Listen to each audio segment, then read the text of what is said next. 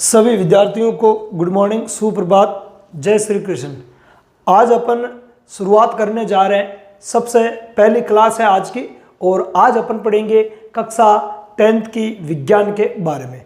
तो कक्षा 10th में साइंस में अगर अपन बात करें तो साइंस में अपने टोटल है 13 चैप्टर है। कितने चैप्टर है?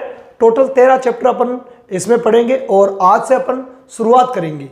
तो वैसे सत्र काफी बीत चुका है, ठीक है। तो अपन सबसे पहले इसका एक बार जो सिलेबस है, इस सिलेबस का अपन एक बार एनालिसिस कर लेते हैं। तो टोटल देखो अपने 13 चैप्टर है। कितने टोटल चैप्टर है? 13। इनमें से लेसन बात करें, लेसन नंबर फर्स्ट से लेकर फर्स्ट टू 4, ये जो 4 लेसन है ये है अपने केमिस्ट्री के। किसके हैं? इनमें केमिस्ट्री के चैप्टर है ये रसायन विज्ञान। क्या बोलेंगे? रसायन विज्ञान। ये रसायन विज्ञान के चैप्टर है, 4 चैप्टर जो है। इसके अलावा बात करें अपन चैप्टर नंबर 5 से, देखो है ना, जो 5वां चैप्टर है जैव प्रक्रम। तो जैव प्रक्रम से लेकर अपने जो लास्ट आनुवंशिकता वाला है वहां तक अपने जो 4 चैप्टर है वो है बायोलॉजी के, ठीक है। लेसन नंबर 5 से लेकर लेसन नंबर 9 तक, सॉरी 8 तक, 8 तक के जो चैप्टर है वो है अपने किसके? जीव विज्ञान के। किसके हैं? जीव विज्ञान के चैप्टर है, ठीक है। और अब बचे चैप्टर नंबर 9 से, है ना, लेसन नंबर 9 से 12 तक। 9 से 12 तक अगर अपन बात करें तो 9 से 12 तक के जो चैप्टर है वो है फिजिक्स के, भौतिक विज्ञान के। किसके हैं? भौतिक विज्ञान के, भौतिक विज्ञान के। और लास्ट जो चैप्टर है चैप्टर नंबर 13, है ना, चैप्टर नंबर 13 जो है वो है अपने एनवायरनमेंट का या पर्यावरण का। किसका है? पर्यावरण का। तो ये अपने पास में टोटल है 13 चैप्टर है। आगे बात सुन, जो सबसे पहला चैप्टर है वो अपने रासायनिक अभिक्रियाएं एवं समीकरण, दूसरा है अम्ल क्षार एवं लवण, तीसरा धातु एवं अधातु और चौथा है कार्बन एवं उसके यौगिक। तो ये जो 4 जो चैप्टर है शुरुआत के, ये 4 चैप्टर अपने रसायन विज्ञान के हैं, ठीक है। अब 5वां चैप्टर बात करें जैव प्रक्रम, छठा नियंत्रण एवं समन्वय का, और 7वां है जीव जनन कैसे करता है, और 8वां है आनुवंशिकता का। तो ये जो 5 से लेकर 8 तक के जो चैप्टर दे रखे हैं वो है अपने किसके? जीव विज्ञान के, बायोलॉजी से संबंधित है। और बाकी 9 से लेकर 12 तक के जो चैप्टर है, जिनमें 9वां चैप्टर है प्रकाश, परावर्तन तथा अपवर्तन, और 10वां है मानव नेत्र तथा रंग बिरंगा संसार, 11वां है विद्युत, और 12वां है अपने विद्युत धारा के चुंबकीय प्रभाव, ठीक है। तो ये जो चैप्टर है वो है अपने फिजिक्स के। किसके हैं? फिजिक्स के। और लास्ट वाला जो चैप्टर है हमारा पर्यावरण, ठीक है। तो ये पर्यावरण का ही चैप्टर है। तो ये 13 चैप्टर अपने सिलेबस में है और अपन क्लासें स्टार्ट कर रहे हैं। लगभग 70 है वो 40% बीत चुका है। इसलिए इनको जो है 1 to 4 जो केमिस्ट्री वाला है इनको अपन बाद में देखेंगे, ठीक है। एक बार आपने पढ़ भी लिए हैं। और 5 to 8 जीव विज्ञान वाले भी लगभग आपके हो गए होंगे सिलेबस में। और अब अपन बात करेंगे चैप्टर नंबर 9 से लेकर चैप्टर नंबर 12, मतलब फिजिक्स वाले चैप्टर को अपन पहले पढ़ेंगे। उसके बाद में रिवाइज के तौर पे केमिस्ट्री के और जीव विज्ञान के जो चैप्टर है वो अपन पढ़ लेंगे। कहने का मतलब चैप्टर नंबर 1 से लेकर 8 तक के जो चैप्टर है वो बाद में अपन पढ़ेंगे, ठीक है। अभी अपन स्टार्ट करेंगे चैप्टर नंबर 9 से, फिर कंटिन्यू चलेंगे अपन 12, और फिर अपन इन्वायरमेंट वाला पढ़ेंगे 13, और फिर वापस अपन इसमें चलेंगे रसायन विज्ञान के और केमिस्ट्री वाला, मतलब 1 से लेकर 8 तक के चैप्टर फिर अपन बाद में पढ़ेंगे। तो आज हमारा जो पढ़ने का जो उद्देश्य है वो है 9वां चैप्टर, और 9वें चैप्टर का नाम है अपने प्रकाश, परावर्तन तथा अपवर्तन। मतलब प्रकाश क्या है, प्रकाश का परावर्तन क्या होता है, प्रकाश का अपवर्तन क्या होता है, इसके बारे में अपन डिटेल से पढ़ेंगे। तो इस चैप्टर में अपन कौन कौन सी चीज़ें पढ़ेंगे या आज की क्लास में अपन क्या क्या पढ़ेंगे, तो वो एक बार आप देख लो स्लाइड में, मैं बता दूं। और इन सब के आपको नोट्स बनाने की कोई ज़रूरत नहीं है, नोट्सों की कोई आवश्यकता नहीं है। नोट्स मैं स्लाइड के तौर पे दे रहा हूं, सीधा आपको उसका स्क्रीनशॉट लेकर सेव रखना है। ठीक है, एक फोल्डर बना लो, या तो आप है ना मोबाइल में क्या बना लो, एक फोल्डर बना लो चैप्टर के नाम से। जैसे चैप्टर नंबर 9 है प्रकाश, परावर्तन तथा अपवर्तन, तो इसके नाम से एक फोल्डर बना लो और जितने भी इसके स्क्रीनशॉट है वो उस फोल्डर में सेव कर लेना। फिर अपन जब 10वां चैप्टर पढ़ेंगे है ना रंग बिरंगा संसार, तो उसके भी जितने भी स्क्रीनशॉट होते हैं वो आप सेव करके रख लेना।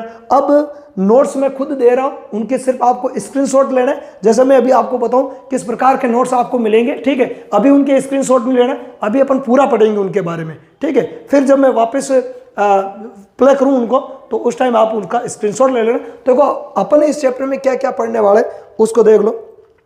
एक तो है आपके सामने, अपन प्रकाश से स्टार्ट करेंगे। ठीक है, तो प्रकाश देख लो, इसमें अपन परिभाषा और प्रकाश की विशेषताएं पढ़ेंगे।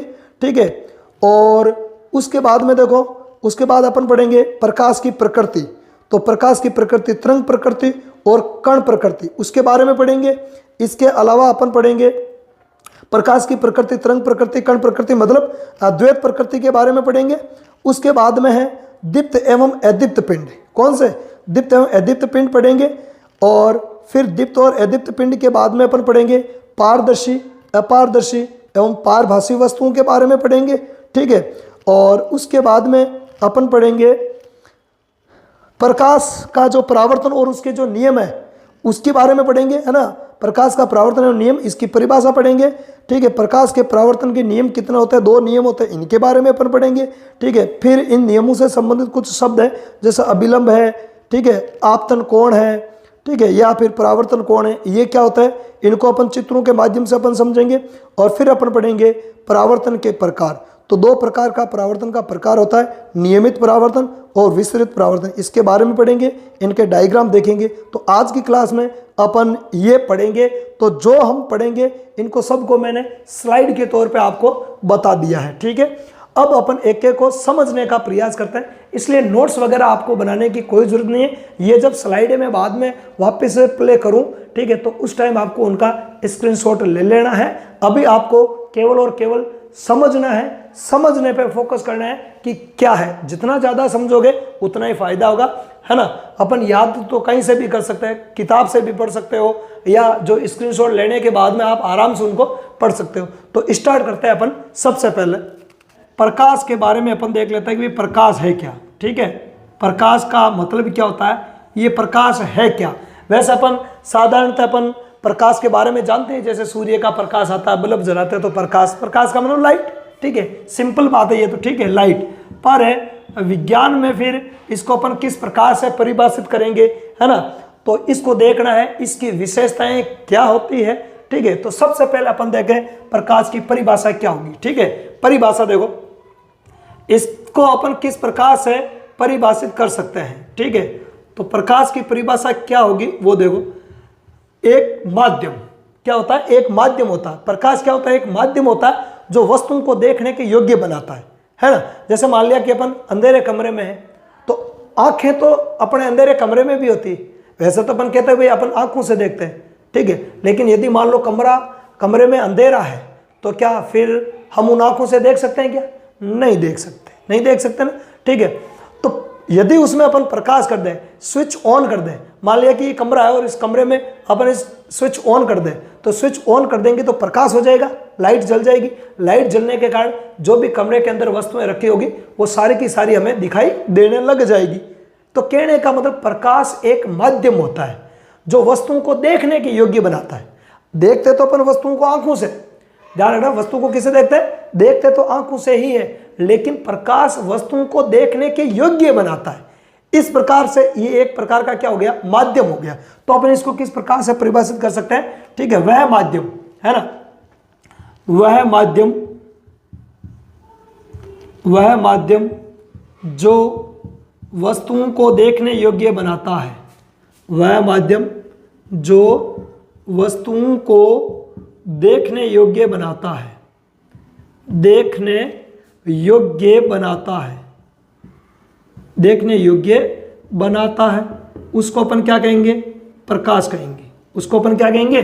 प्रकाश कहेंगे। ठीक है, वह है ये, वह माध्यम जो वस्तुओं को देखने के योग्य बनाता है उसको अपन क्या बोलते हैं, उसको अपन प्रकाश कहते हैं। ठीक है, आगे बात समझ। अब अपन देखें प्रकाश की विशेषताएं कौन कौन सी होती है ना।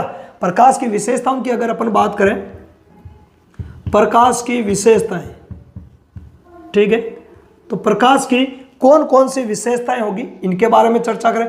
सबसे पहली विशेषता तो ये होगी, और आपने छोटी क्लासों में इस विशेषता के बारे में पढ़ा भी है कि प्रकाश सरल रेखा में गमन करता है। प्रकाश किस रेखा में गमन करता है, सरल रेखा में गमन करता है। ठीक है, तो पहले विशेषता तो प्रकाश की यही हो जाएगी। ठीक है, प्रकाश सरल रेखा में गमन करता है। किसमें, सरल रेखा में गमन करता है, सीधी रेखा में। सरल रेखा का मतलब क्या हो गया, सीधी रेखा में गमन करता है, गमन करता। अब देखो इसको अपन समझते हैं, सीधी रेखा में कैसे, ये बाकी टेढ़ी रेखा में नहीं जा सकता है, बिल्कुल स्ट्रेट जाएगा, बिल्कुल सीधा जाएगा।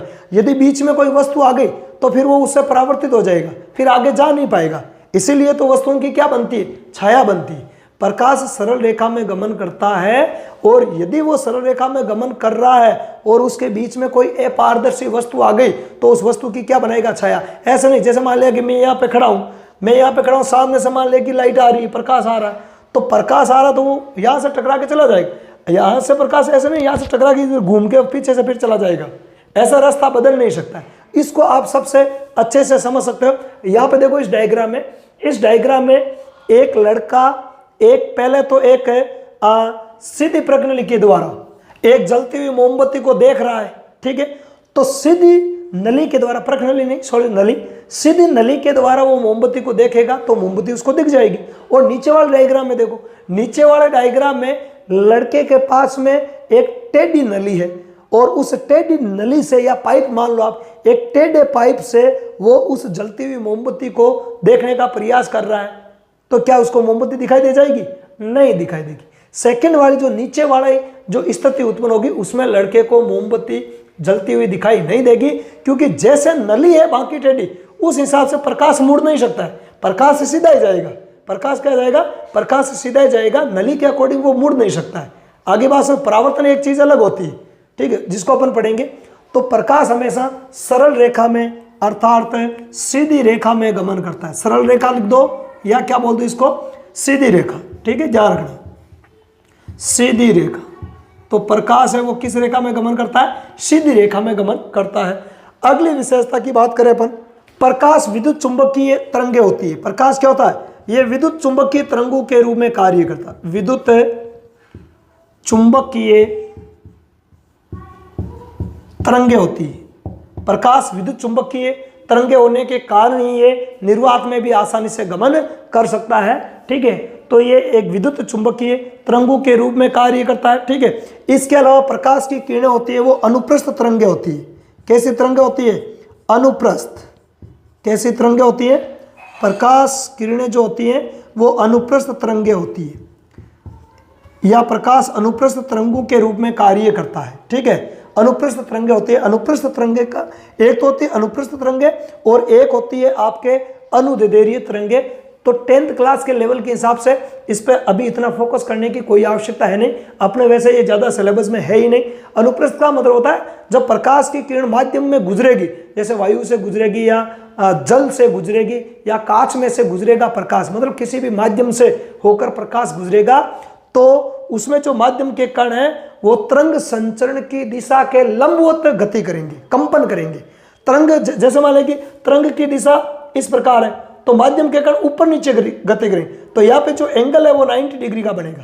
कितने का, 90 डिग्री का एंगल बनता है। मतलब माध्यम के जो कण है वो तरंग संचरण की दिशा, तरंग इस दिशा में संचरण कर रही है तो माध्यम के कण ऊपर नीचे गति करेंगे, अर्थात 90 डिग्री में। तो ऐसी तरंगों को बोलते हैं अनुप्रस्थ तरंगे। आगे बात सुन, तो प्रकाश अनुप्रस्थ तरंगों के रूप में होता है। इसके अलावा अगर अपन बात करें तो प्रकाश है वो निर्वात में भी गमन कर सकता है ना।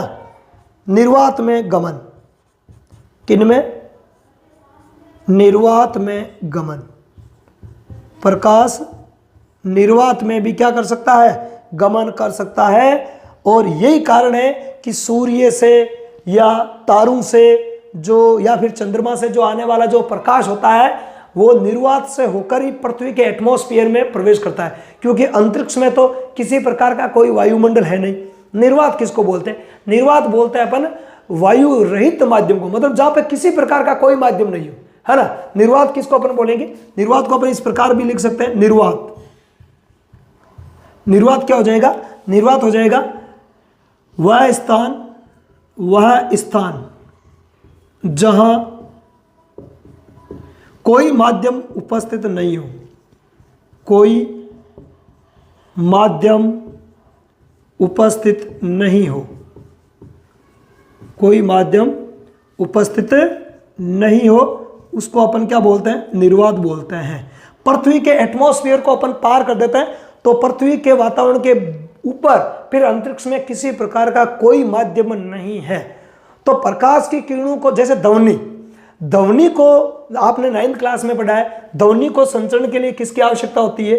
माध्यम की आवश्यकता होती है। ध्वनि का संचरण है वो बिना माध्यम के नहीं होगा, ध्वनि निर्वात में गमन नहीं कर सकती, है ना। इसलिए चंद्रमा है, वहां पे अंतरिक्ष यात्री वगैरह जाएंगे अंतरिक्ष में, तो वो ऐसे खुले में ओपन में बात कर ही नहीं सकते, है ना। ध्वनि का संचार होगा ही नहीं, क्योंकि वहां पे कोई माध्यम नहीं। ध्वनि का संचरण है वो या तो ठोस माध्यम होना चाहिए, या द्रव माध्यम होना चाहिए, या फिर गैसीय माध्यम होना चाहिए। इन माध्यमों में ही ध्वनि का संचरण हो सकता है। कहने का मतलब 9th क्लास में आप पढ़ के आए हो कि ध्वनि के संचरण के लिए माध्यम की आवश्यकता होती है। माध्यम ठोस के रूप में हो सकता है, द्रव के रूप में हो सकता है, या गैस के रूप में हो सकता है, लेकिन प्रकाश किरणों के गमन के लिए माध्यम की कोई आवश्यकता नहीं होती है। बिना माध्यम के, माध्यम है तो भी चल जाएगा और माध्यम नहीं है तो ये निर्वात में भी गमन कर सकती है। आगे बात समझ में? ठीक है। अगली विशेष, और निर्वात में बात करें तो निर्वात में प्रकाश की चाल सर्वाधिक होती है। प्रकाश की चाल, स्पीड, चाल सर्वाधिक होती है। कहाँ होती है? सर्वाधिक होती है। किसमें होती है? निर्वात में। किसमें? निर्वात में। और ये जो चाल है वो लगभग होती है अपने 3 × 10⁸ मीटर प्रति सेकंड। कितनी? 1 सेकंड में 3 × 10⁸ मीटर प्रति सेकंड का मतलब है 1 सेकंड में 3 × 10⁸ मीटर जाता है। देखो ये दूरी कितनी होती है, इसको मैं बताऊं आपको। जैसे मान लिया कि 3 के पीछे लगाओ 3 × 10⁸, मतलब 3, अब 0 लगाओ 8, 1 2 3 4 5 6 7 8। अब गिनो कितने मीटर हुआ? इकाई, दाई, सैकड़ा, हजार, 10,000, लाख, 10 लाख, करोड़, 10 करोड़, 30 करोड़ मीटर। अब 30 करोड़ मीटर को किलोमीटर में बदलो तो 1 किलोमीटर में कितने मीटर होता है? 1000 मीटर होता है। तो 1000 का भाग लगा दो तो किलोमीटर में आ जाएगा। ये काट दो, जो कट रहा है उसको काट दो। इस 0 से ये कट गया, इससे ये कट गया, और इससे ये कट गया, सॉरी ये कट गया। ठीक है, अब ये बच गया। तो कितना बच गया? इकाई, दाई, सैकड़ा, हजार, 10,000, लाख, 3 लाख किलोमीटर 1 सेकंड में। प्रकाश की स्पीड कितनी है? 1 सेकंड में 3 लाख किलोमीटर प्रकाश है वो जाता है। तभी तो सूर्योदय होने के मात्र कुछ सेकंड बाद ही पृथ्वी पर सूर्य का प्रकाश आ जाता है, जबकि इतना दूर है सूर्य पृथ्वी से, है ना, 1 प्रकाश वर्ष। तो बहुत दूरी तय करता है, बहुत हाई स्पीड है। तो निर्वात में प्रकाश की चाल है वो सर्वाधिक होती है, ध्यान रखना, है ना। और वो कितनी होती है? 3 × 10⁸ मीटर प्रति सेकंड होती है। ठीक है, तो ये है अपने प्रकाश की प्रमुख विशेषताएं। इसके अलावा एक और विशेषता है, प्रकाश जब सीधी रेखा में गमन करता है तो अपने मार्ग में आने वाली वस्तुओं की क्या बनाता है? छाया बनाता है। क्या बनाता है? छाया बनाएगा। जैसे मान लिया कि मैं इस प्रकार से करूंगा, अब सामने से मान लिया कि प्रकाश आएगा, सामने से प्रकाश आएगा तो पीछे क्या बनेगी? उसकी छाया बनेगी। हाथ की क्या बन जाएगी? पीछे छाया बन जाएगी। तो प्रकाश अपने मार्ग में आने वाली वस्तुओं की क्या बनाता है? छाया बनाता है। तो ये एक और विशेषता हो जाएगी। ठीक है, इसको मैं या पे ऐड कर दूं 5 नंबर पे। या प्रकाश अपने मार्ग में आने वाली वस्तुओं की छाया बनाता है। आने वाली वस्तुओं की क्या बनाता है? छाया बनाता है। क्या बनाता है? छाया बनाता है। तो ये 5 प्रमुख प्रकाश की विशेषताएं मैंने बता दिए। तो परिभाषा हो गई और ये प्रकाश की क्या होगी, विशेषताएं होगी। आगे देखें अपन,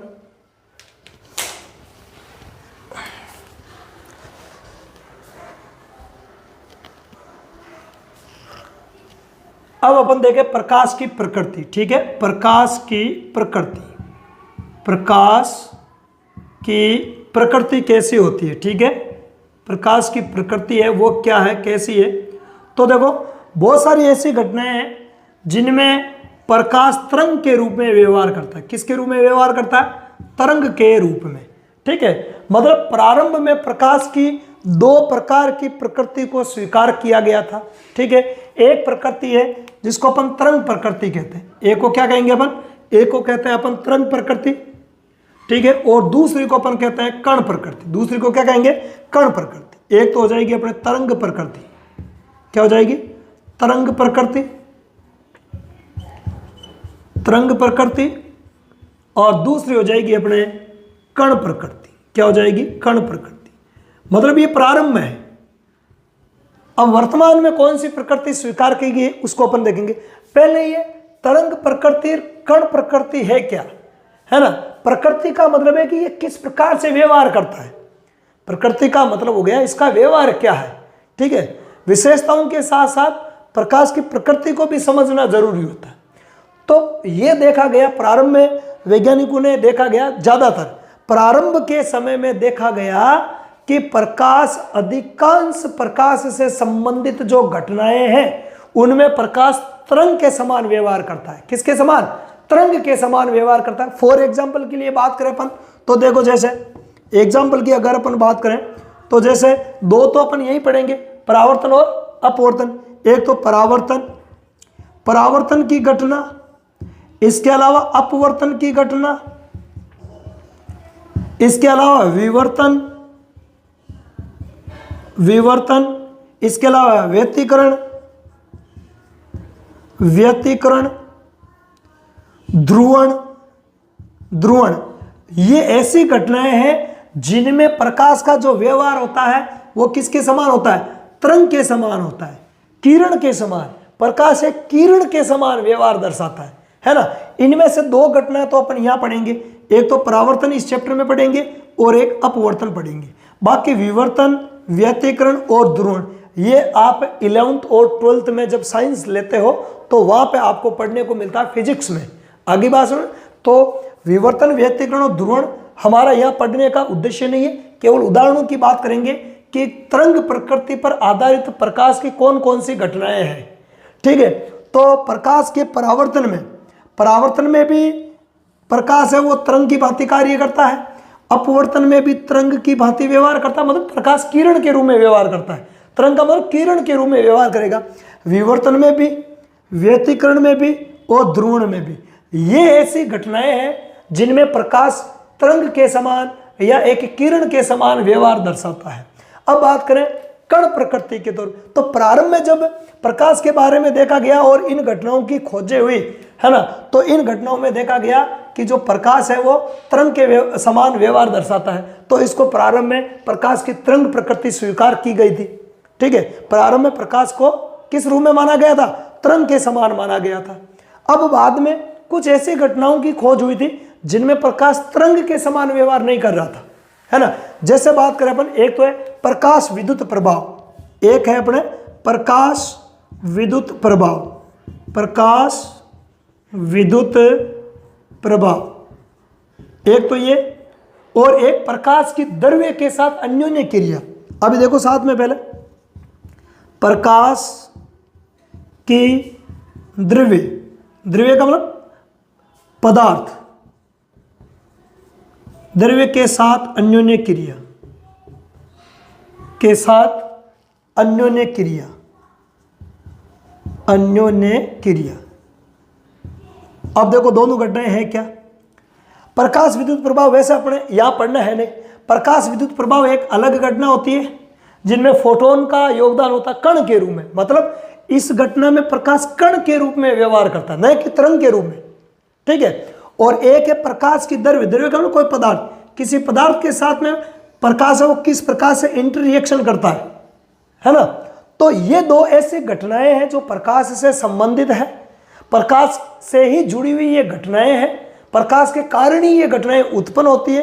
परंतु इन घटनाओं में प्रकाश तरंग के समान व्यवहार न करके किसके समान व्यवहार दर्शाता है, कण के समान व्यवहार दर्शाता है। किसके समान, कण या फोटोन कह सकते हो। क्या कह सकते हो, कण या फोटोन। फोटोन के रूप में प्रकृति दर्शाता है, व्यवहार दर्शाता है। इसलिए फिर बाद में संदेह उत्पन्न हो गया कि वे अब प्रकाश की प्रकृति को, पहले तो इन घटनाओं के अंदर प्रकाश की प्रकृति तरंग प्रकृति पाई गई और इन घटनाओं की खोज भी नहीं हुई थी उस टाइम। तो देखा गया कि वे प्रकाश तो तरंग प्रकृति के रूप में होता है। परंतु जब इन घटनाओं पर विश्लेषण हुआ तो पाया गया कि प्रकाश इन घटनाओं में तो कण के रूप में व्यवहार करता है। अब प्रकाश की प्रकृति कौन सी माने, कण प्रकृति माने, कण प्रकृति माने या तरंग प्रकृति माने, कौन सी इसकी प्रकृति को स्वीकार किया जाए।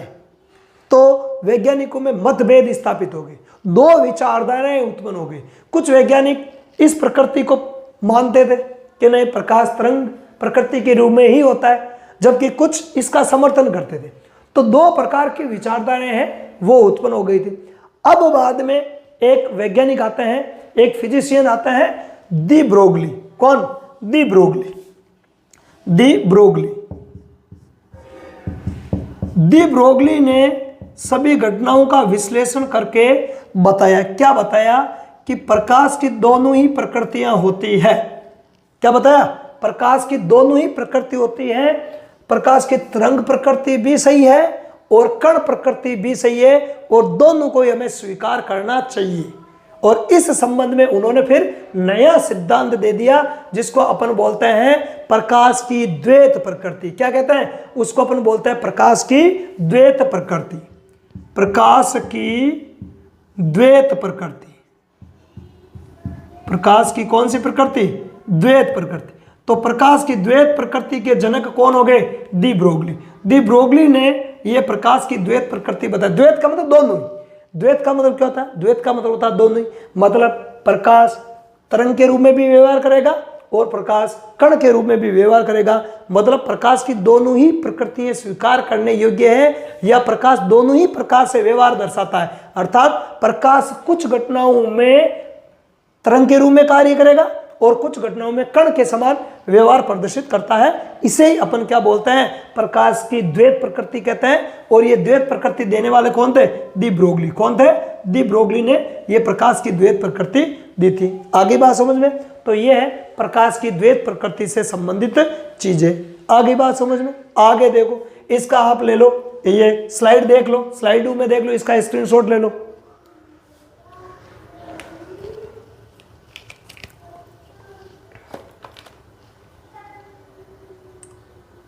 अब अपन बात करेंगे दीप्त एवं अदीप्त पिंडों के बारे में। ठीक है, दीप्त एवं अदीप्त पिंडों के बारे में।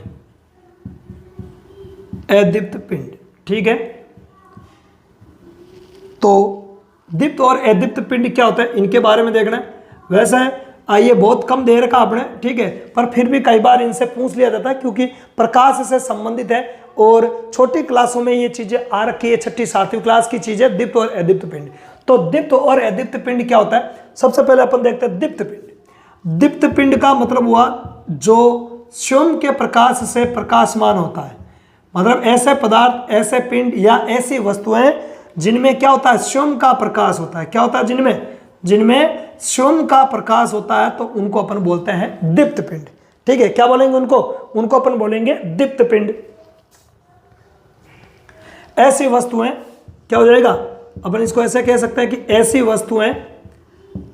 वस्तुएं जो स्वयं प्रकाश का उत्सर्जन करती है। किसका, स्वयं प्रकाश का उत्सर्जन करती है, स्वयं प्रकाश का उत्सर्जन करती है। ठीक है,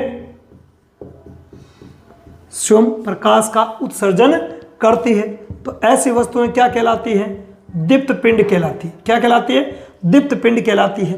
ठीक है, जैसे अपन बात करें कि सूर्य, एग्जाम्पल की अगर अपन बात करें तो देखो सूर्य में खुदगाई प्रकाश होता है। ठीक है, तो सूर्य इसका उदाहरण हो जाएगा। ठीक है, सूर्य में खुदगाई प्रकाश होता है।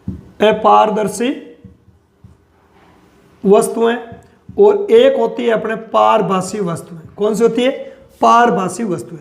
तो ये 3 प्रकार की वस्तुएं क्या है, वैसे आप जानते हो इनके बारे में, ठीक है। थोड़ा सा हल्का सा इनके बारे में अपन पढ़ते हैं, ठीक है, संक्षिप्त में पढ़ते हैं, क्योंकि इनके शब्द आए हुए हैं। वैसे थ्योरी के रूप में पूरा इनके बारे में नहीं लिखा हुआ है, ध्यान रखना है, पर इनके बारे में शब्द आया हुआ है, इसलिए कई बार छोटी क्लासों का ये पॉइंट होने की वजह से कई बार इसको भी पूछ लिया जा सकता है, या जो अपने बोर्ड में ऑब्जेक्टिव सवाल बनते हैं उनमें इनको दिया जा सकता है, ध्यान रखना है। तो ये 3 प्रकार की वस्तुएं क्या है, इनको अपन देखते हैं। वैसे कहीं तो आप जानते ही हो इनके बारे में, ठीक है, पर जिनको ध्यान नहीं है वो ध्यान से देखो। ऐसी वस्तुएं जिनके प्रकाश आर पार गुजर जाता है ना, जिनसे प्रकाश आर पार गुजर जाता है, या ऐसी वस्तुएं जिनके अपन आर पार देख सकते हैं। अपन आर पार क्यों देख सकते हैं? साधारणतः आपने क्या पढ़ा छोटी क्लासों में? छोटी क्लासों में यही पढ़ा है कि ऐसी वस्तुएं जिनके आर पार देखा जा सकता है उनको पारदर्शी वस्तुएं कहते हैं।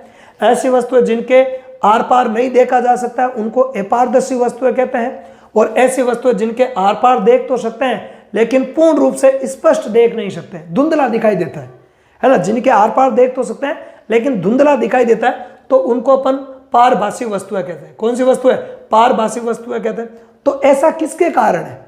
तो इसको देखो, जिन वस्तुओं के प्रकाश आर पार गुजर जाता है, प्रकाश आर पार गुजर जाता है, प्रकाश आर पार गुजर जाता है, तो उनको अपन क्या बोलते हैं? पारदर्शी वस्तुएं कहते हैं। क्योंकि जैसे मान लिया कि कोई कांच है, अब कांच के उस साइड में मान लिया कि कोई वस्तु है, तो उस वस्तु पर पड़ने वाला सूर्य का प्रकाश उस वस्तु से टकरा कर कांच से होते हुए हमारी आंखों में आएगा, तभी तो हमें वस्तु दिखाई देगी कि भाई कांच के उस तरफ क्या है, कोई वस्तु रखी गई। तो कांच क्या हुआ? पारदर्शी हो गया। कांच क्या हो गया? पारदर्शी हो गया। क्यों हो गया? क्योंकि हम उधर रखी हुई वस्तु को आसानी से देख पा रहे हैं कांच के अंदर से। कांच के अंदर से कांच के उस साइड में रखी हुई वस्तु को अपन आसानी से देख पा रहे हैं। क्यों देख पा रहे हैं? क्योंकि उस ओर जो वस्तुएं रखी गई है उन वस्तुओं से टकराने वाला प्रकाश कांच के आर पार निकलकर हमारी आंखों में आ रहा है, इसलिए हम उस वस्तु को देख सकते हैं। तो कांच क्या हुआ? पारदर्शी, क्योंकि उसके आर पार अपन देख सकते हैं। क्यों देख सकते हैं? क्योंकि उसके आर पार प्रकाश गुजर सकता है, इसलिए अपन देख सकते हैं। तो यही तो मैं लिख रहा हूं कि प्रकाश आर पार गुजर सकता है। या अपन ये भी कह सकते हैं कि जिनके आर पार देखा जा सकता है, जिनके आर पार देखा जा सकता है, सॉरी, आर पार देखा जा सकता है, ठीक है, देखा जा सकता है, तो उनको अपन क्या बोलते हैं? पारदर्शी वस्तुएं कहते हैं। क्या कहते हैं उनको अपन पारदर्शी वस्तुएं कहते हैं। आगे बात समझ में। उदाहरणों की बात करें अपन, तो जैसे मान लिया कि प्लास्टिक हो जाएगा, है ना, कांच हो जाएगा। कांच अब आजकल कांच भी अलग अलग प्रकार के आते हैं। एक साइड से तो कांच से दिखाई देता है, एक से नहीं। जैसे आजकल गाड़ियों में आते हैं, तो परिस्थितिवश अलग अलग प्रकार के कांच होते हैं आजकल, तो है ना। लेकिन साधारण अपन कांच की बात करें जिसके आर पार अपन देख सकते हैं। आजकल तो इस प्रकार के जो वाहन होते हैं, तो वाहनों में एक साइड से दिखाई देता है, उनमें अंदर बैठे हैं, तो अंदर वाले व्यक्तियों को तो बाहर क्या है वो दिखता है, लेकिन बाहर वाले व्यक्तियों को अंदर कार के अंदर या बस के अंदर कौन व्यक्ति बैठा उसका वो दिखाई नहीं देते। तो वो अलग प्रकार के कांच होते हैं, पर एक साइड से तो दिख रहा है ना, एक साइड से तो दिख रहा है। तो कांच हो गया। प्लास्टिक की जो स्केल है वो प्लास्टिक स्केल, वो भी नहीं, बिल्कुल नहीं, साफ सुथरी स्केल है तो प्लास्टिक स्केल हो जाएगी, ठीक है। इसके अलावा जल, पानी है, तो वो भी क्या है? अपने पारदर्शी ही होता है। अब अपन बात करें अपारदर्शी वस्तुओं की, तो ऐसी वस्तु जिनके आर पार देखा नहीं जा सकता, है ना, या इनके प्रकाश आर पार गुजरता नहीं। इनमें क्या होता है? प्रकाश आर पार गुजर नहीं सकता है, गुजर नहीं सकता है, तो उनको अपन क्या बोलते हैं? अपारदर्शी वस्तुएं। या अपन इसको ऐसे भी कह सकते हैं कि जिनके आर पार देखा नहीं जा सकता है, जिनके आर पार देखा नहीं जा सकता है, तो उनको अपन क्या बोलेंगे? उनको अपन बोलेंगे अपारदर्शी वस्तुएं। कौन सी वस्तुएं? अपारदर्शी वस्तुएं उनको अपन कहेंगे। फॉर एग्जाम्पल की अगर अपन बात करें, तो देखो एग्जाम्पल की अगर अपन बात करें तो अधिकांश वस्तु, जैसे मान लिया कि किताब हो गई, पुस्तक, दीवार, मतलब अधिकांश वस्तुएं अपारदर्शी होती है। आप इसके बारे में जानते हो, ज्यादा कहने की जरूरत नहीं। अब अपारभासी वस्तुएं, तो ऐसी वस्तुएं जिनके आर पार देख तो सकते हैं लेकिन पूरा स्पष्ट दिखाई नहीं देता, धुंधला दिखाई देता है ना, जिनके आर पार स्पष्ट नहीं देखा जा सकता, स्पष्ट नहीं देखा जा सकता है, स्पष्ट नहीं देखा जा सकता है, तो उनको अपन क्या बोलते हैं, पारभासी वस्तुएं कहते हैं। वैसे स्लाइड में सारी चीजें व्यवस्थित मिल जाएगी, इनके स्क्रीनशॉट लेने की आपको कोई आवश्यकता नहीं है ना, मैं दे रहा हूं स्क्रीनशॉट बने बनाए, ठीक है। तो इनके अपन आर पार देख सकते हैं लेकिन स्पष्ट आर पार नहीं देख सकते। जैसे बात करें कागज, तेल लगाया हुआ कागज, देखो एग्जाम्पल की बात करें इसके, तेल लगा कागज, तेल लगा कागज, तेल लगा कागज है वो इसका एक अच्छा उदाहरण है। बहुत कम उदाहरण होता है पारभासी वस्तुओं के, है ना। कई प्रकार के कांच भी ऐसे होते हैं जिनके आर पार दिखता है लेकिन धुंधला दिखता है। तो साधारण जो कांच होता है, कागज, जो कागज होता है, केवल कागज की बात करें तो केवल कागज किस में आएगा, अपारदर्शी वस्तु में आएगा। किस में आएगा, अपारदर्शी वस्तु में आएगा। लेकिन यदि कागज पर आप तेल लगा लो, है ना, सर में रगड़ के कागज को फिर देखो तो धुंधला सा दिखाई देने उसमें लग जाता तेल लगाने के बाद में, तो ये हो जाएगी पारभासी वस्तुएं। आगे बात समझ में, तो इन तीनों प्रकार की वस्तुओं के स्क्रीनशॉट ले लो आप।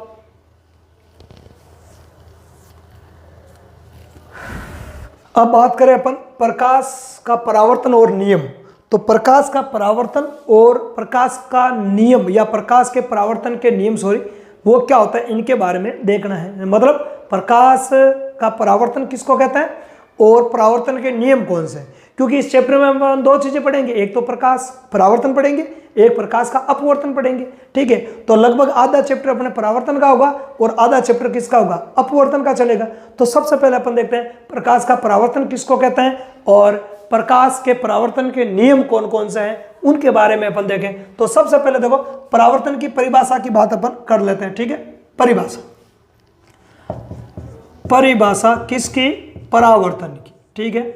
तो प्रकाश के परावर्तन की परिभाषा क्या होगी, देखो इसको अपन देखें तो प्रकाश जब किसी अपारदर्शी वस्तु से टकराता है तो प्रकाश किसी अपारदर्शी वस्तु से टकराकर पुनः उसी दिशा में लौट जाता है। इस घटना को अपन बोलते हैं प्रकाश का परावर्तन।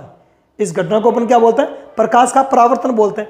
मान लिया कि यहाँ पर ये कोई इस प्रकार से अपारदर्शी कोई सतह है, ठीक है। किस प्रकार की सतह है, ये मान लो कि अपारदर्शी सतह है।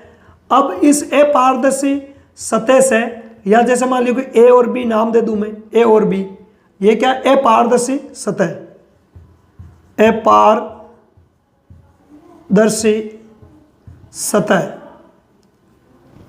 सतह, ठीक है। या आप इसको परावर्तक पृष्ठ भी बोल सकते हो। क्या बोल सकते हो, परावर्तक पृष्ठ, क्योंकि ये प्रकाश का क्या करती है, प्रकाश का परावर्तन करता है। क्या करता है, प्रकाश का परावर्तन करता है।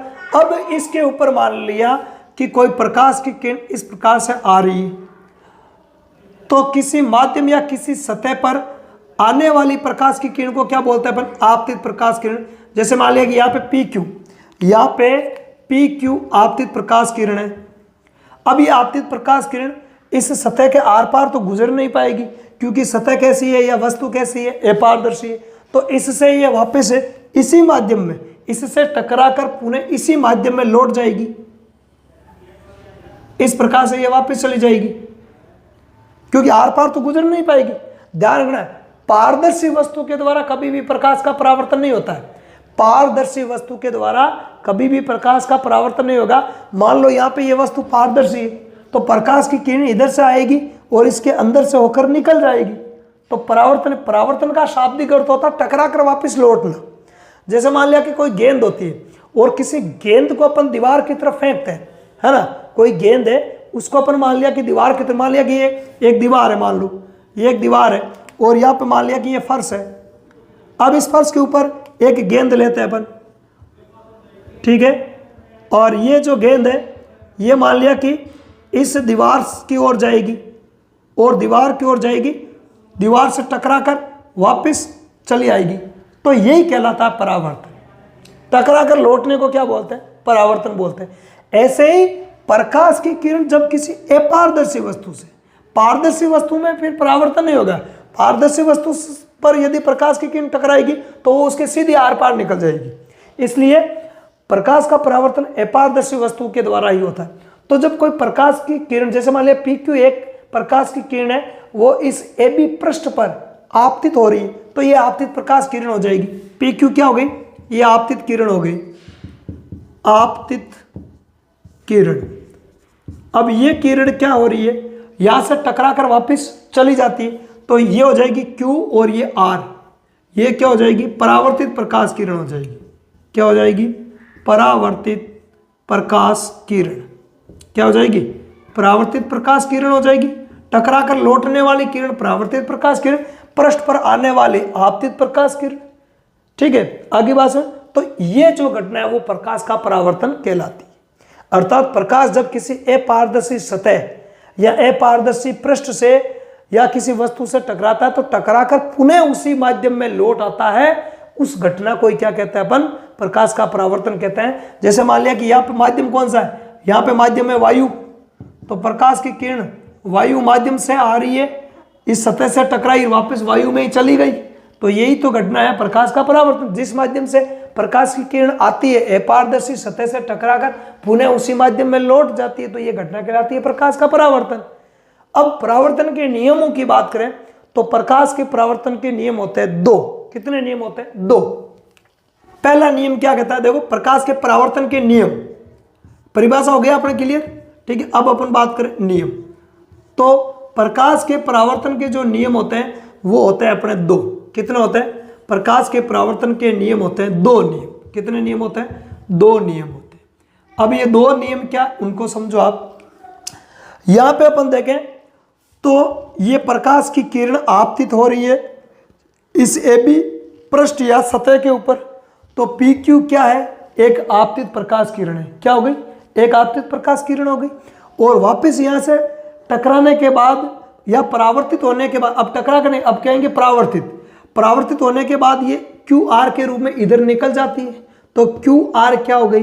परावर्तित प्रकाश किरण हो गई। क्या हो गई? परावर्तित प्रकाश किरण हो गई। यदि अपन इस AB तल के लंबवत 90 डिग्री पर एक लंब डालें, एक काल्पनिक रेखा खींचे, मान लिया इस प्रकार से, इस प्रकार से एक काल्पनिक रेखा अगर अपन खींचे,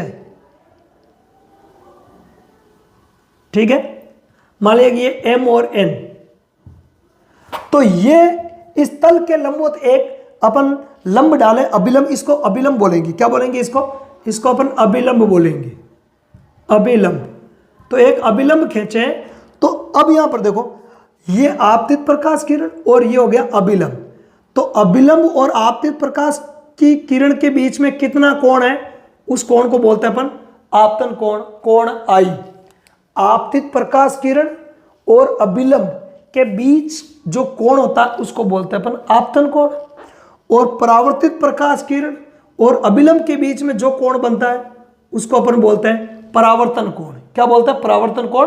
और इसको दर्शाता है कोण R से, आपतन कोण को दर्शाता है कोण I से। जब अपन इन दोनों कोणों को नापेंगे तो ये देखते हैं कि दोनों ही कोण बराबर आते हैं, आपतन कोण और ये परावर्तन कोण, दोनों आपस में क्या आते हैं? बराबर आते हैं। आपतन कोण किसको कहेंगे? PQ, आपतित प्रकाश किरण, या PQ लिखने की कोई जरूरत नहीं है। आपतित प्रकाश किरण और अभिलंब के बीच का जो ये कोण है इसको आपतन कोण बोलते हैं। और परावर्तित प्रकाश किरण और अभिलंब के बीच का जो ये कोण है इसको बोलते हैं अपन परावर्तन कोण। परावर्तन कोण को कोण R से दर्शाता है और आपतन कोण को कोण I से दर्शाता है। तो पहला नियम ये कहता है कि आपतन कोण और परावर्तन कोण आपस में क्या होते हैं? बराबर होते हैं। पहला नियम ये कहता है कि कोण I बराबर कोण R, कोण I इज इक्वल टू कोण R। मतलब आपतन कोण सदैव परावर्तन कोण के क्या होता है? बराबर होता है। सभी सतहों के लिए ये लागू है, चाहे परावर्तक पृष्ठ सीधी समतल हो या परावर्तक पृष्ठ कैसी हो, टेढ़ी मेढ़ी हो या खुरदरी हो। प्रकाश के परावर्तन के नियम सार्वभौमिक है। पहला प्रकाश का नियम क्या है? आपतन कोण, कोण I और परावर्तन कोण कोण आर आपस में क्या होते हैं, सदैव बराबर होते हैं। दूसरा नियम क्या है वो देखो। दूसरा नियम ये कहता है कि आपतित प्रकाश किरण, कौन सी किरण, आपतित प्रकाश किरण, आपतित प्रकाश किरण, फिर परावर्तित प्रकाश किरण, परावर्तित प्रकाश किरण एवं अभिलंब, एवं अभिलंब, तीनों एक ही तल में होते हैं। अभिलंब तीनों एक ही तल में होते हैं, तीनों एक ही तल में या तल पर स्थित होते हैं, तल में होते हैं या तल पर स्थित होते हैं। देखो कैसे, इसको समझो ध्यान से।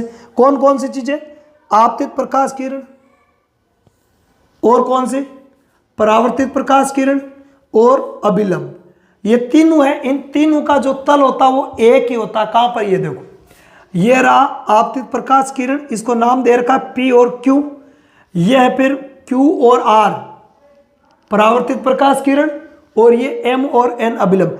तीनों देखो यहां पे टच कर रहे हैं, तीनों का जो तल है वो एक ही है, तीनों इसी बिंदु से कनेक्टेड है, इसी बिंदु से क्या है, कनेक्टेड है। आपतित प्रकाश किरण, परावर्तित प्रकाश किरण और अभिलंब, तीनों का जो तल होता है ये तल एक ही होता है, तीनों एक ही तल पर स्थित होते हैं। यह है प्रकाश के परावर्तन का दूसरा नियम। तो प्रकाश के परावर्तन के कितने नियम होते हैं, दो नियम होते हैं। पहला नियम क्या है, आपतन कोण और परावर्तन कोण आपस में क्या होता है, बराबर। और दूसरा नियम है आपतित प्रकाश किरण, परावर्तित प्रकाश किरण एवं अभिलंब, तीनों का तल क्या होता है, एक ही होता है। आगे बात समझ में। तो ये है प्रकाश के परावर्तन के दो नियम। अब ध्यान रखना, परावर्तन हमेशा अपारदर्शी सतह से ही होगा, पारदर्शी सतह से कभी भी प्रकाश का परावर्तन नहीं होता है। आगे बात समझ में।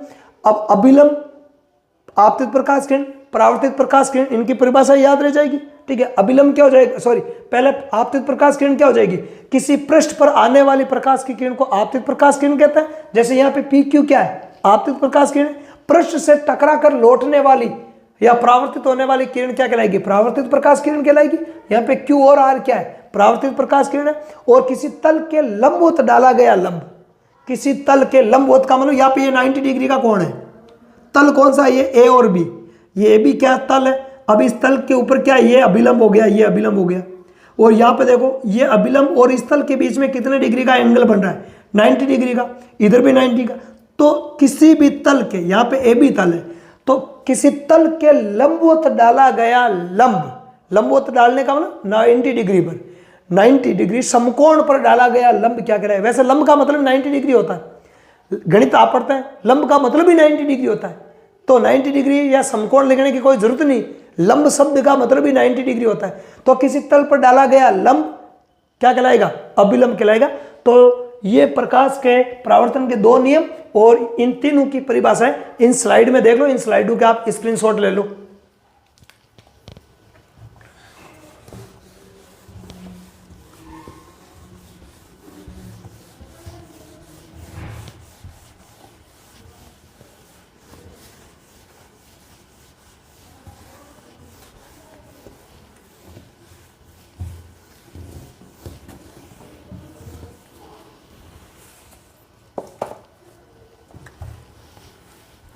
अब अपन बात करें परावर्तन के प्रकार, ठीक है। परावर्तन कितने प्रकार का होता है उसके बारे में अपन देखते हैं। परावर्तन के प्रकार, ठीक है। तो परावर्तन दो प्रकार का होता है। परावर्तन कितने प्रकार का होता है, दो प्रकार का होता है। छोटी क्लास में आपने पढ़ा भी है। एक होता है अपने नियमित परावर्तन और एक होता है अपने अनियमित परावर्तन या विसरित परावर्तन, ठीक है। एक तो कौन सा हो जाएगा, एक तो हो जाएगा अपने नियमित परावर्तन, नियमित परावर्तन, ठीक है, नियमित परावर्तन। और एक हो जाएगा अपने अनियमित बोल दो या विस्तृत परावर्तन बोल दो, ठीक है। अनियमित परावर्तन, अनियमित परावर्तन, अनियमित परावर्तन। अब अनियमित परावर्तन के अन्य नाम भी है, ठीक है। इसको अपन और क्या कह सकते हैं, और अपन इसको कह सकते हैं विस्तृत परावर्तन। क्या कह सकते हैं, विस्तृत परावर्तन, या इसको अपन बोल सकते हैं विसरित परावर्तन। क्या बोल सकते हैं इसको? विसरित परावर्तन। तो ये दो नाम इसके और है, आगे बात समझ में, ये भी ध्यान में रखना है। अब ये कहते हैं किसको है? देखो, यदि मान लिया कि परावर्तक पृष्ठ कैसी हो? समतल हो। मान लिया कि ये ए बी परावर्तक पृष्ठ है, ठीक है, क्या है? ये परावर्तक पृष्ठ है, और ये परावर्तक पृष्ठ कैसी है? समतल है। परावर्तक पृष्ठ कैसी परावर्तक पृष्ठ है? समतल है। कैसी है ये? समतल है। तो समतल परावर्तक पृष्ठ है और उस पर कोई प्रकाश की किरणें आपतित हो रही, जैसे मान लीजिए एक प्रकाश की किरण इस प्रकार से आपतित हो रही है, एक ये आपतित हो रही है इस प्रकार से, ठीक है, और एक ये इस प्रकार से प्रकाश की किरण आपतित हो रही है। तो तीनों प्रकाश की किरणें हैं वो एक दूसरे के क्या है? समांतर। मान लो ए बी सी तीन प्रकाश की किरणें हैं जो इस समतल पृष्ठ पर आपतित हो रही। थोड़ा डायग्राम तिरछा हो गया ना, ठीक है, ध्यान रखना। तो इस समतल पृष्ठ पर आपतित हो रही, तो आपतित प्रकाश की किरणें एक दूसरे के क्या है? समांतर। यहाँ पे ये समांतर है, ध्यान रखना, ठीक है। अब बोर्ड पे ऐसे ही बनेगा, ये एक दूसरे के समांतर। अब परावर्तन के पश्चात जो परावर्तित प्रकाश किरण है वो भी एक दूसरे के क्या रहेगी? समांतर रहेगी। ये आपतित प्रकाश किरण इस प्रकार से परावर्तित हो गई, तो ये हो गया मान लिया डी। ये प्रकाश इस प्रकार से परावर्तित हो जाएगी ई, और इसको मान लो ये इस प्रकार से परावर्तित हो जाएगी। तो तीनों जो प्रकाश की जो किरणें होती है डी ई एफ, ये तीनों आपस में एक दूसरे की क्या रहेगी? समांतर रहेगी। और ये तीनों एक दूसरे की क्या रहेगी? समांतर रहेगी। मतलब आपतित प्रकाश किरणें एक दूसरे के समांतर रहती है, और परावर्तन के पश्चात जो परावर्तित प्रकाश किरणें वो भी एक दूसरे के क्या होती है? समांतर होती है। तो इस प्रकार के परावर्तन को नियमित परावर्तन बोलते हैं। क्या कहते हैं? नियमित, रेगुलर परावर्तन। मतलब आपतित प्रकाश की किरणों के बीच में भी गैप बराबर, और परावर्तित प्रकाश की किरणों के बीच में भी क्या होता है? गैप बराबर। ये दोनों एक दूसरे की क्या है? समांतर है। ये दोनों एक दूसरे की क्या है? समांतर है। तो ऐसे परावर्तन को बोलते हैं नियमित परावर्तन। और नियमित परावर्तन सदैव किस पृष्ठ के द्वारा होता है? समतल पृष्ठ होनी चाहिए। कैसे होनी चाहिए? समतल। तो इसलिए अपन कह सकते हैं कि समतल पृष्ठ के द्वारा होने वाले प्रकाश के परावर्तन को अपन क्या कहते हैं? नियमित परावर्तन कहते हैं। या ऐसा परावर्तन या समतल पृष्ठ के द्वारा होने वाला परावर्तन जिसमें आपतित प्रकाश किरणें आपस में समांतर हो और परावर्तित प्रकाश किरणें आपस में समांतर हो, तो उसको अपन क्या कहेंगे? नियमित परावर्तन कहेंगे। अब इसका जस्ट उल्टा हो जाएगा। अनियमित परावर्तन में मान लिया कि सतह कैसी है? खुरदरी है। खुरदरे पृष्ठ के द्वारा होने वाला प्रकाश का परावर्तन, मान लो ए बी सतह है, तो ये खुरदरा पृष्ठ है। कैसा पृष्ठ है? खुरदरा। खुरदरा परावर्तक पृष्ठ, खुरदरा परावर्तक पृष्ठ, ठीक है। खुरदरा क्या है? परावर्तक पृष्ठ है, जो भी है वो खुरदरा है, ठीक है। अब इस पर इस प्रकार से मान लिया कि एक प्रकाश की किरण इस प्रकार आपतित हो रही है, दूसरी इस प्रकार से आपतित हो रही है, और तीसरी इस प्रकार से आपतित हो रही है। ये तीन आपतित प्रकाश किरणें, इसको मैं नाम दे देता हूं ए, बी और सी। अब ये इस प्रकार से परावर्तित हो गई। जैसे मान लिया कि ये इधर निकल गई, ठीक है, ये मान लिया कि इधर निकल गई, और ये मान लो इधर निकल गई। तो तीनों जो ये प्रकाश किरणें हैं, परावर्तित प्रकाश किरणें, डी तो यहां रह गई भाई, ये है ना, इसकी परावर्तित प्रकाश किरण ये है, तो इसको नाम देते हैं क्रम से डी। ये हो गई फिर दूसरे वाली की ई, ये तीसरी वाली हो जाएगी एफ। तो डी ई एफ एक दूसरे के समांतर नहीं होती। आपतित प्रकाश किरणें तो एक दूसरे के क्या है? समांतर है। आपतित प्रकाश किरणें एक दूसरे के समांतर हैं, बट परावर्तित प्रकाश किरणें आपस में एक दूसरे के समांतर नहीं होती है। तो इसको बोलते हैं अनियमित या विसरित या विस्तृत परावर्तन। क्या बोलते हैं? विसरित या विस्तृत परावर्तन बोलते हैं। तो दो प्रकार का परावर्तन होता है, नियमित परावर्तन और अनियमित परावर्तन। और परावर्तन के नियम भी कितने होते हैं? दो नियम होते हैं। आगे बात समझ में? तो इनके आप एक बार स्क्रीनशॉट ले लो।